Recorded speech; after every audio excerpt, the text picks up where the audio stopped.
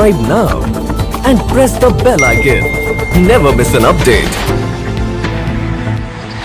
आज आर्यन खान का जो पूरा केस है उसके बारे में बात करेंगे, उससे उपजे कई सवालों के कई अलग पहलुओं पर बात करेंगे और समझेंगे कि क्या इस वक्त देश में जो पूरी बहस छिड़ी हुई है कि कानून में बदलाव की आवश्यकता है, क्रिमिनल जस्टिस सिस्टम में रिफॉर्म्स की आवश्यकता है, क्या वो इस केस से और भी कई गुना ज्यादा हाईलाइट में आई है। इस पे बात करने के लिए इस वक्त मेरे साथ मोनिश भल्ला साहब हैं, एनसीवी के पूर्व अधिकारी हैं। हमारे साथ डॉक्टर राजेश कुमार भी हैं, डायरेक्टर हैं SPYM NGO के। रिजवान सिद्दीकी सीनियर एडवोकेट भी हमारे साथ इस वक्त मौजूद हैं। आप तीनों का बहुत बहुत स्वागत, शुक्रिया हमसे जुड़ने के लिए। सबसे पहले मैं आपसे पूछना चाहूँगा राजेश कुमार साहब, डॉक्टर साहब, आपने ऐसे बहुत केसेस देखे हैं, आप ऐसे बहुत लोगों के साथ काम भी करते हैं। अभी मैं एक खबर पढ़ रहा था कि आर्यन खान को एक साइकाट्रिस्ट दिलवाया जा रहा है, उनकी मदद दिलवाई जा रही है, पर ये एक सेलिब्रिटी का मुद्दा है, इस वजह से हाईलाइट में है। इस मुद्दे से ऐसे कई और कुछ डेटा अगर मैं अपने दर्शकों के सामने रखूं, इस देश में 1.3 करोड़ गांजा या चरस यूजर्स हैं। 2018 के अंदर ये अगर हम बात करें तो 22,000 लोगों की लाइफ जो है वो इलिसिट ड्रग्स के कारण उनकी मौत हो गई है। 3.1 करोड़ कैनबीज यूजर्स हैं। इस तरीके के बड़े लेवल पे जो यूजर्स हैं, क्या इन सब लोगों को उठाकर जेल में बंद करना ही एक आखिरी उद्देश्य होना चाहिए, या फिर इनको रिफॉर्म करके, इनको रिहैबिलिटेशन में डाल के, इनको वर्कफोर्स में वापस लाने की कोशिश की जा सकती है? Thank you very much. आपने तो मेरी जो मूड की बात है आपने रख दी।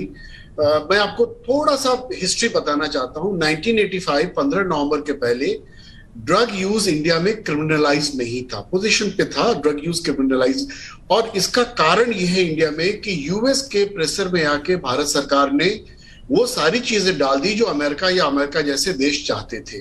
तो बहुत सारे कन्वेंशंस हैं, कन्वेंशंस में के डिटेल में मैं नहीं जाऊंगा, मगर हमारी संस्था SPYM या हमारी जैसी बहुत सारी संस्थाओं ने करीब 20 साल तक इस बात का अनुभव किया कि हम गलत रास्ते पे जा रहे हैं। जब 1985 में इस देश में जब ये कानून आया NDPS एक्ट, उसके पहले बहुत सारे लोग ड्रग नहीं लेते थे, और वही लोग ड्रग लेते थे जो साधु सन्यासी टाइप के थे, हिप्पी थे, या फिर कुछ यंग बच्चे जो कॉलेजेस या यूनिवर्सिटीज में थे। अभी आप जब अभी जाइएगा, जो भारत सरकार का जो रीसेंट डेटा है 2019 फरवरी में जो रिलीज हुआ है, उस डेटा को जब आप देखिए तो लगभग 5 करोड़ लोग ऐसे हैं जिनको आज नशे के इलाज की जरूरत है, जो बहुत बड़ा नंबर है। हमारी संस्था SPYM, हम लोग तिहाड़ जेल में काम करते हैं। जेल नंबर 5 में लगभग 65 से 70% वो यंग बच्चे हैं, ये सिर्फ 18 से 21 साल के बच्चों के लिए है, जो सिर्फ और सिर्फ ड्रग रिलेटेड कानून के कारण वहां फंस गए जी। और हमारा एक ट्रीटमेंट सेंटर है उन बच्चों का, जो बच्चे जो ड्रग और क्राइम में है, उनको हमारे पास ऑनरेबल जुवेनाइल जस्टिस बोर्ड के थ्रू हमारे पास भेजा जाता है। तो हम लोगों ने जब एनालाइज किया और ये रियलाइज किया कि जेल भेजना या इसको क्रिमिनलाइज करना, इसका कोई मतलब नहीं है। मैं आपको सबसे अच्छा एग्जांपल देता हूं यूनाइटेड स्टेट्स ऑफ अमेरिका का। 2020 में 93,000 लोग, लगभग 255 लोग हर दिन अमेरिका में ड्रग के ओवरडोज से मरे हैं जी। और अमेरिका ने इसको रियलाइज किया 1984-85 में उन्होंने एक वॉर लॉन्च किया था। वो वॉर कहलाता था war on drugs, which has failed miserably, जो बहुत बुरी तरह फेल हुआ।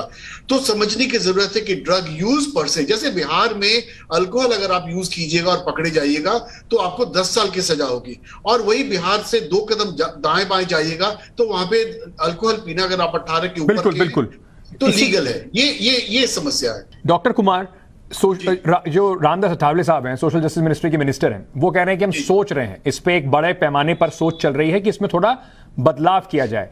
क्या बदलाव होने चाहिए सर सिस्टम में?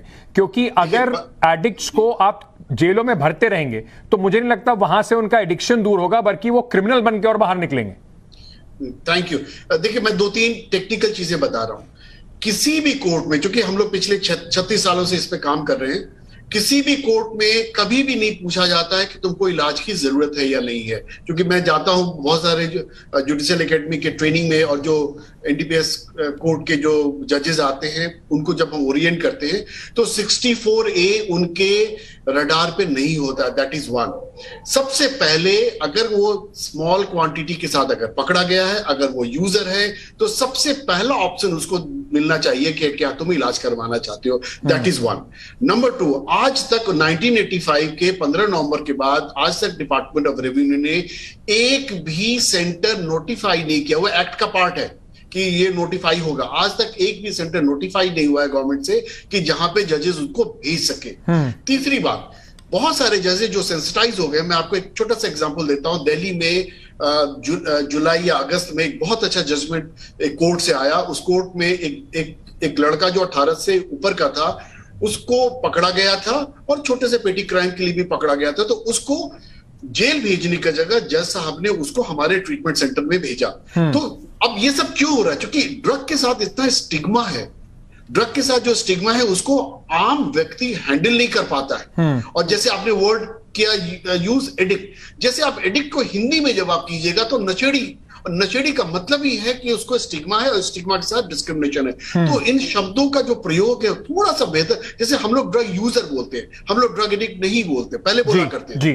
तो इन चीजों का जब हम ध्यान रखेंगे तो मिनिस्ट्री सोशल जस्टिस के साथ हमारी संस्था बहुत काम कर रही है और करीब 500 जो डी एडिक्शन सेंटर है पूरे इंडिया में, उनका एक जो प्रतिनिधित्व है मंत्रालय के साथ, हम लोगों ने यही रिक्वेस्ट किया है कि इसको डिक्रिमिनलाइज कीजिए। और जिन जिन कंट्रीज ने दुनिया में इसको डिक्रिमिनलाइज किया, मैं लीगलाइज की बात नहीं कर रहा हूं, डिक्रिमिनलाइज का मतलब है जो आप और हम अभी बात कर रहे हैं कि उसको ट्रीटमेंट में भेजिए, उसके पीछे पुलिस नहीं भेजिए। जैसे ये प्रोसेस शुरू होगा, लोग ट्रीटमेंट में आएंगे तो वॉलंटरीली लोग ट्रीटमेंट में जाएंगे। अभी स्टिग्मा उससे अलग करने की जरूरत है, उससे एक क्रिमिनल होने का एहसास अलग करने की जरूरत है। अच्छा हुआ आपने मुझे भी ये सिखाया। ड्रग यूजर एडिक्ट शब्द को मैं भी कम से कम अपनी डिक्शनरी से बाहर करूंगा। तो एक बड़ी बहस की जरूरत है, इसको हम जारी रखेंगे टाइम्स ऑफ भारत पर। आप तीनों का बहुत बहुत शुक्रिया हमसे जुड़ने के लिए।